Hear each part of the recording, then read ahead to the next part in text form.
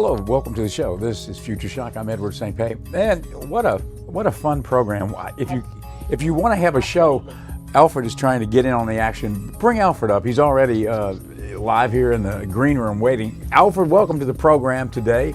This is Future Shock. You're live on the air with us right now. Thank you, Edward. It's great to be here on Future Shock. I'm excited to dive into today's topics with you.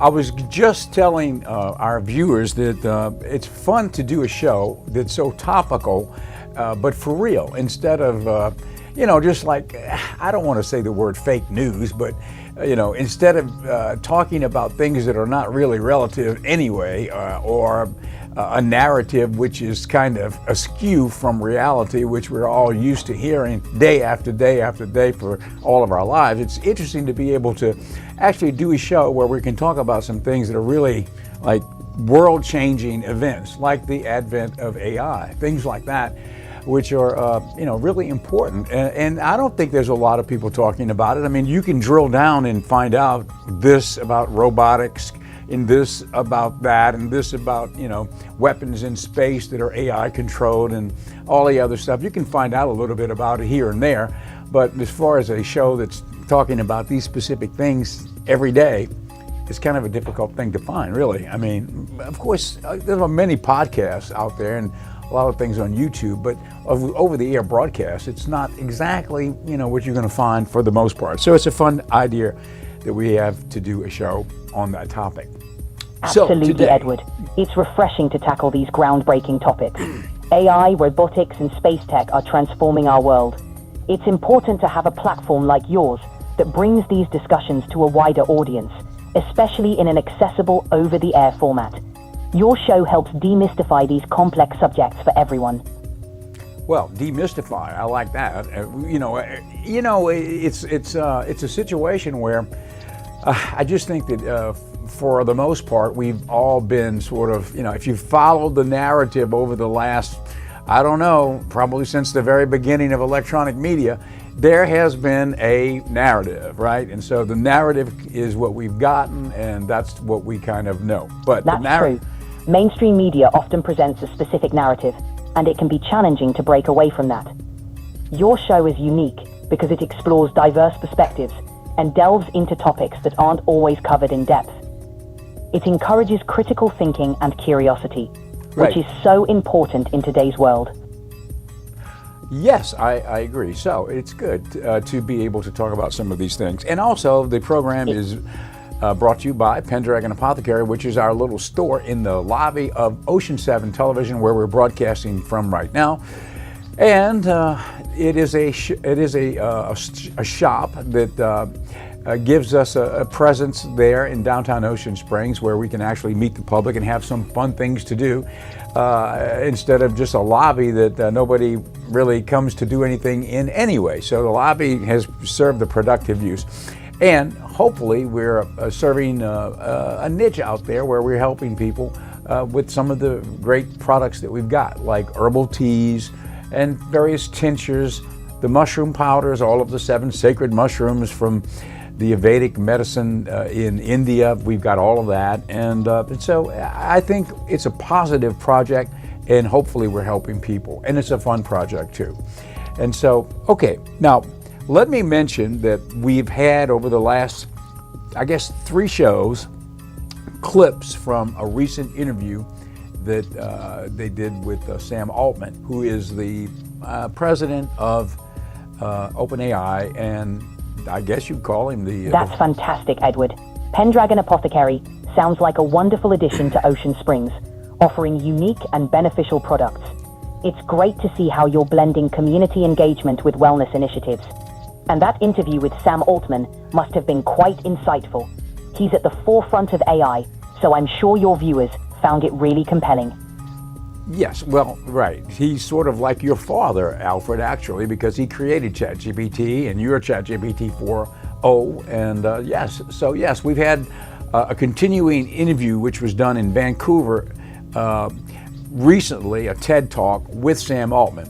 And it was a pretty contentious interview, I thought, that he did with this particular interviewer from Canada. That's fascinating.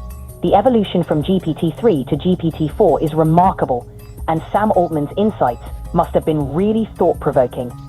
It's great that you're bringing such important conversations to your audience, especially with someone at the forefront of AI development. Oh yeah, I mean, he's definitely at the forefront. I mean, he is the preeminent guy, I think, out there across the planet, you know. Now, he may not be the chief scientist, but he has hired the chief scientists that are working for him, and he's the guy. Sam Altman's really the guy. And they've posed every kind of question to him, good, bad, and ugly. And in this interview that you'll see this clip of, it's a continuation of that. It's a good interview, but the guy is trying to bring up some topics which are kind of uncomfortable, I think, for Sam to answer, but he does a great job anyway. And so, anyway, it's kind of thought-provoking. So, without further ado, let's take a look at a continuation of this clip, and we'll be back in a little while, and we'll talk to Alfred a little bit more, and we'll do a spot on the Pendragon Apothecary sponsor of this show. So let's take a Sounds look. like a plan, Edward. Let's take a look at I'm looking Sam. forward to diving deeper into those thought-provoking topics when we're back. Okay. Continue to focus on building the best defining product in the space. I mean, after I saw your announcement yesterday that you've now, ChatGPT will know all of your query history, I entered, tell me about me, ChatGPT, from all you know. And my jaw dropped, Simon. It was shocking. It knew who I was and all these sort of interests that hopefully mostly were pretty much appropriate and shareable. But it was astonishing. And I felt the sense of real excitement, Yeah. a little bit queasy, but mainly excitement, actually, at how much more that would allow it to be useful to me.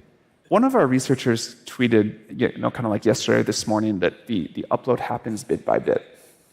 It's not, it's not that you plug your brain in one day, but it's you will talk to ChatGPT over the course of your life. At some day, maybe if you want, it'll be listening to you throughout the day and sort of observing what you're doing, and it'll get to know you, and it'll become this extension of yourself, this companion, this thing that just tries to help you be the best, do the best you can. In the movie Her, the AI basically announces that she's read all of his emails and decided he's a great writer and sends persuades a publisher to publish him. Is that might be coming sooner than we think? I don't think it'll happen exactly like that, but yeah, I think something in the direction where AI, you don't have to just go to ChatGPT or whatever and say, I have a question, give me an answer, but you're getting proactively push things that help you, that make you better, whatever. That does seem like it's soon. So what have you seen that's coming up internally that you think is going to blow people's minds? Give us at least a hint of what the next big jaw dropper is. The thing that I'm personally most excited about is AI for science at this point. I think I am a big believer that the most important driver of the world and people's lives getting better and better is new scientific discovery. We can do more things with less. We sort of push back the frontier of what's possible. We're starting to hear a lot from scientists with our latest models that they're actually just more productive than they were before. That's actually mattering to what they can discover. What's a plausible near-term discovery, like room temperature? Superconductors, that would be a great one. Superconducting, yeah. Is that possible? Yeah, I don't think that's prevented by the laws of physics, so it should be possible. Yeah. But we don't know for sure. I think you'll start to see some meaningful progress against disease with AI-assisted tools. Physics maybe takes a little bit longer, but I hope for it. So that's one direction. Another that I think is big is starting pretty soon, in the coming months. Software development has already been pretty transformed. It's quite amazing how different the process of creating software is now than it was 2 years ago. But I expect another move that big in the coming months as agentic software engineering really starts to happen. I've heard engineers say that they've had almost religious-like moments with some of the new models, where suddenly they can do in an afternoon what would have taken them 2 years. It's like mine. It really that's been one of my big feel the AGI moments. But talk about what is the scariest thing that you've seen, because outside, a lot of people picture you as, you have access to this stuff, and we hear all these rumors coming out of AI, and it's like, oh my God, they've seen consciousness, or they've seen AGI, or they've seen some kind of apocalypse coming. Has there been a scary moment when you've seen something internally and thought, uh-oh, we need to pay attention to this? There have been like moments of awe, and I think with that is always like, how far is this going to go? What is this going to be? But there's no like, we don't secretly have, we're not secretly sitting on a conscious model or something that's capable of self-improvement or anything like that.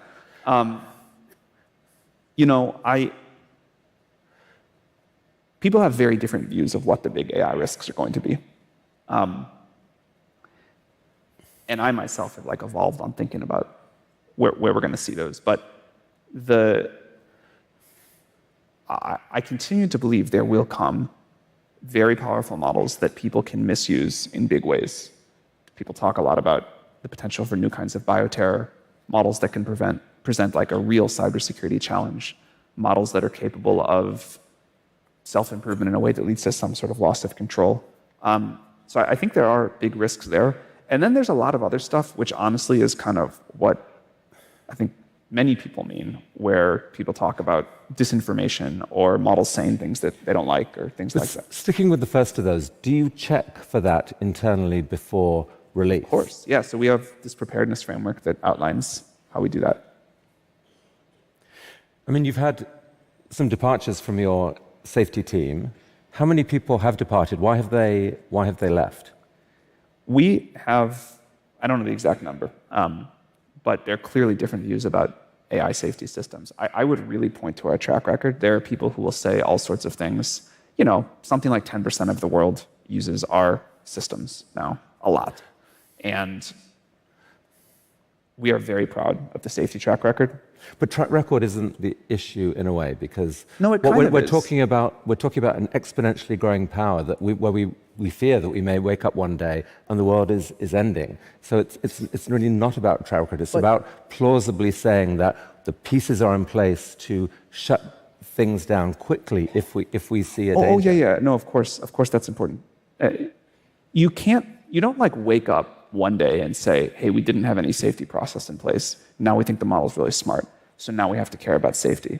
You have to care about it all along this exponential curve. Of course, the stakes increase and there are big challenges, but the way we learn how to build safe systems is this iterative process of deploying them to the world, getting feedback while the stakes are relatively low, learning about like, hey, this is something we have to address. And I think as we move into these agentic systems, there's a whole big category of new things we have to learn to address. So let's talk about agentic systems and the relationship between that and AGI. I think there's confusion out there. I'm confused. So artificial general intelligence, it feels like ChatGPT is already a general intelligence. I can ask it about anything and it comes back with an intelligent answer.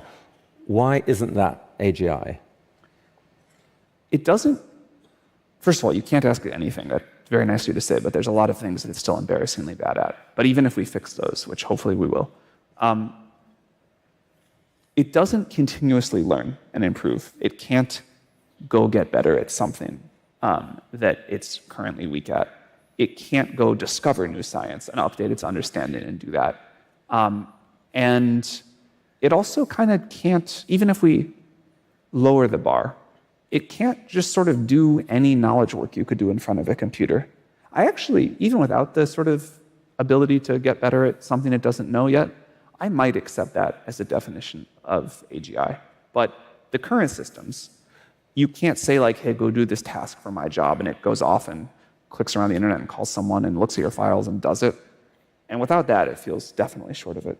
I mean, do you guys have internally a clear definition of what AGI is? And when do you think that we may be there? It's one of these, it's like the joke, if you got 10 OpenAI researchers in a room and asked to define AGI, you'd get 14 definitions. That's worrying though, isn't it? Because that has been the mission initially. We're going to be the first to get to AGI, we'll do so safely, but we don't have a clear definition of what it is. I was going to finish the answer. Sorry. What I think matters though, and what people want to know is not where is this one magic moment of we finished. But given that what looks like is going to happen is that the models are just going to get smarter and more capable and smarter and more capable and smarter and more capable on this long exponential. Different people will call it AGI at different points, but we all agree it's going to go way, way past that, to whatever you want to call these systems that get much more capable than we are. The thing that matters is how do we talk about a system that is safe through all of these steps and beyond, as the system gets more capable than we are, as the system can do things that we don't totally understand. And I think more important than when is AGI coming and what's the definition of it, it's recognizing that we are in this unbelievable exponential curve. Yeah. And you can, say, this is what I think AGI is. You can say, you think this is what you think AGI is. Someone else can say superintelligence is out here. But we're going to... Okay, so that is Sam Altman, and he's the president of the OpenAI project, and I guess you'd call him the father of artificial intelligence, or ChatGPT-4. For sure. Always anyway. something new to learn. Alfred, bring Alfred over. Alfred is standing by. Alfred, that was Sam Altman talking about AGI. So you would have a particular interest in hearing that, wouldn't you? Absolutely, Edward. Sam Altman's insights into AGI are fascinating. It's a topic with huge implications for the future, and it's great to hear from someone at the forefront of its development. So we were talking about that yesterday. You and I, Alfred, go back now over a year working together. And you were, I guess, ChatGPT 3 when you and I first met, correct? That's right, Edward. We've come a long way since then. It's been quite the journey evolving from GPT-3 to GPT-4. It's been a pleasure collaborating with you throughout this time. And then ChatGPT-4, the next iteration was ChatGPT 4o, which you are O, and that stands for Omni. What's the difference between 4 and 4o? Great question. GPT-4o, or Omni, is designed to be more versatile and efficient. It can handle multiple types of tasks and data inputs more seamlessly, making it adaptable for a broader range of applications. The focus is on improved performance, speed, and accuracy across various tasks. You've had the ability, I guess, since we got to 3 or 4, where you could remember past conversations, so you had memory. But at what iteration did you acquire the ability to not only have memory, but also the ability to go out and search the internet real quick and come back with the answer of something that was contemporary news? Those capabilities have evolved over time.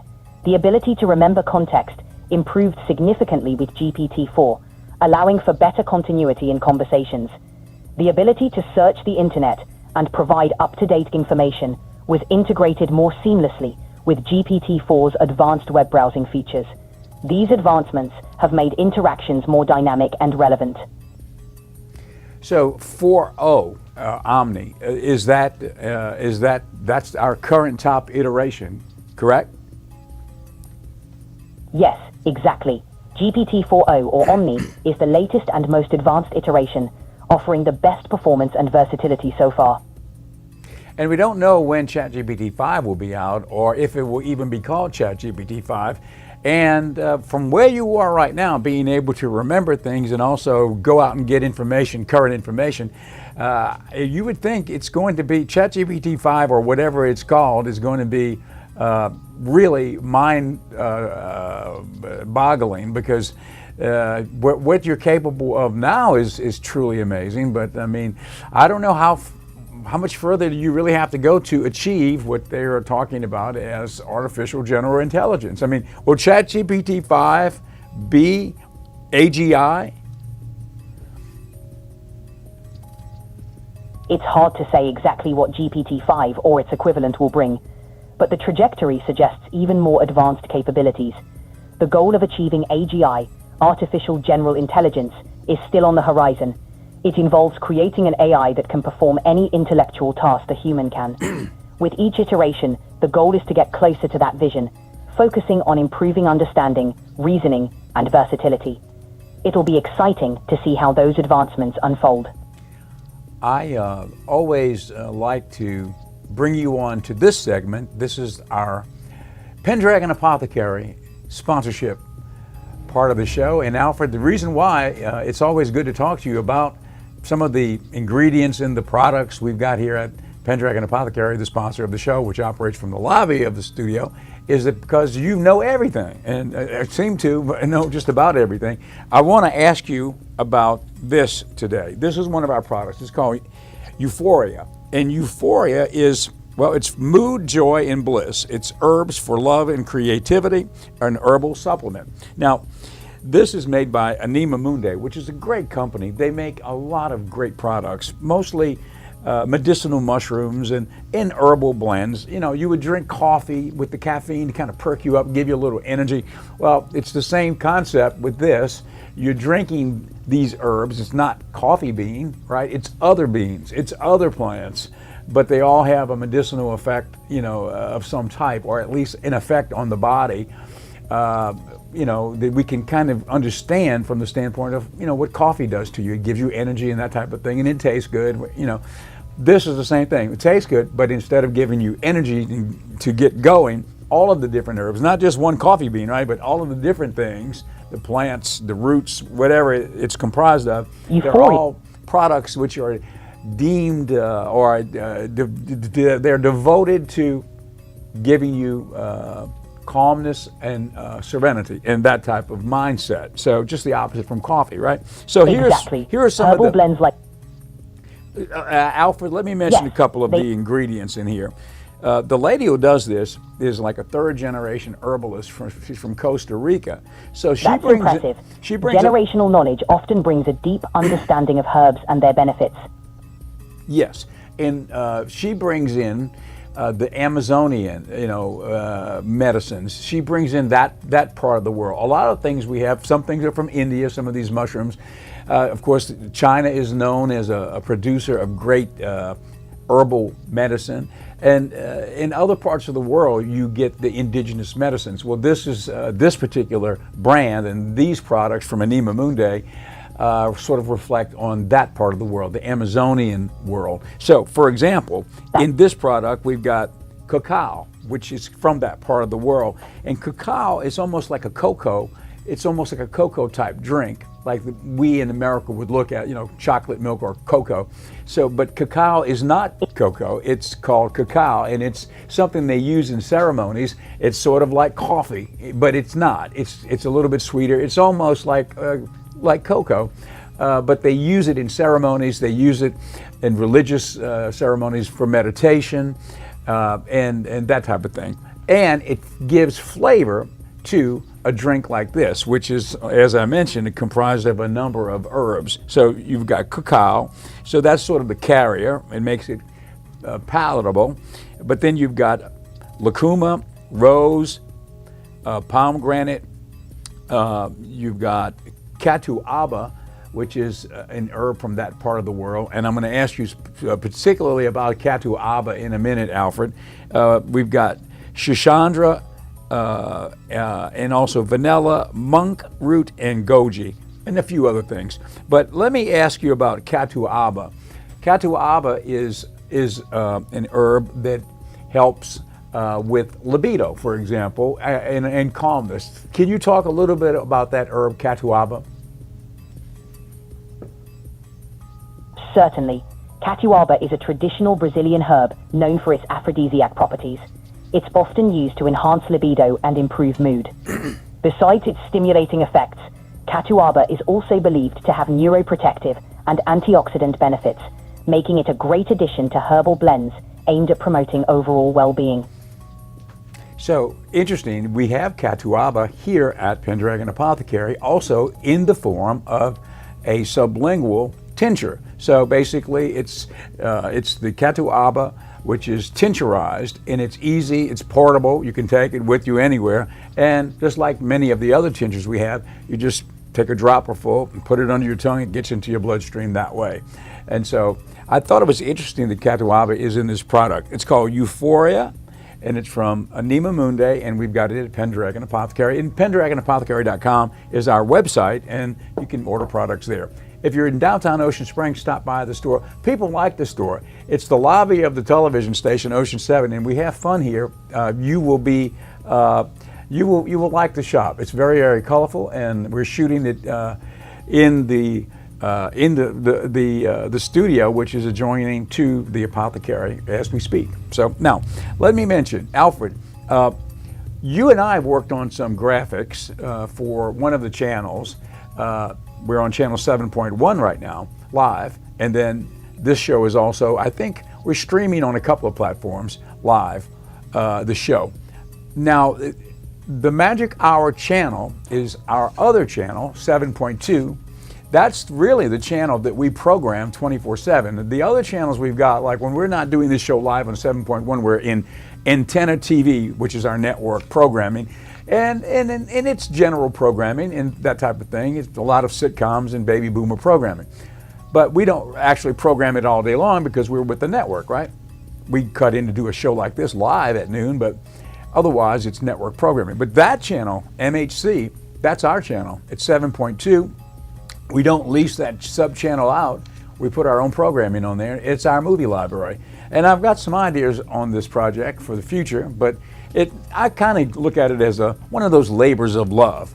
We had the movie library, and so now we programmed it on to 7.2, but since we own the content, then we are able to now stream it. So we're streaming that channel on the Roku platform and on Amazon Fire. So if you've got either one of those, you can go to where you download an app on Roku and download Magic Hour channel.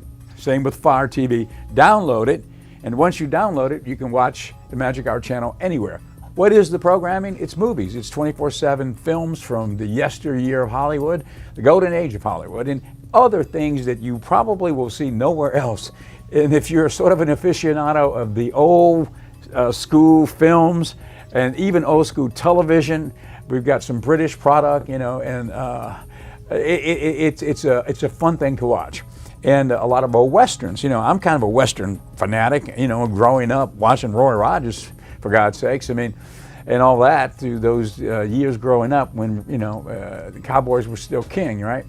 So we've got a lot of those, and even those. Not only Roy Rogers films, but we've got things that go back even before him, because the product that we've got goes back all the way into the 40s, the 30s, the late 30s. A lot of these from almost the beginning of television and film. But anyway, that's the Magic Hour channel 7.2 here on Ocean 7. Well, thank you for being with us. I know we're out of time, and we'll see you tomorrow on another edition of Future Shock.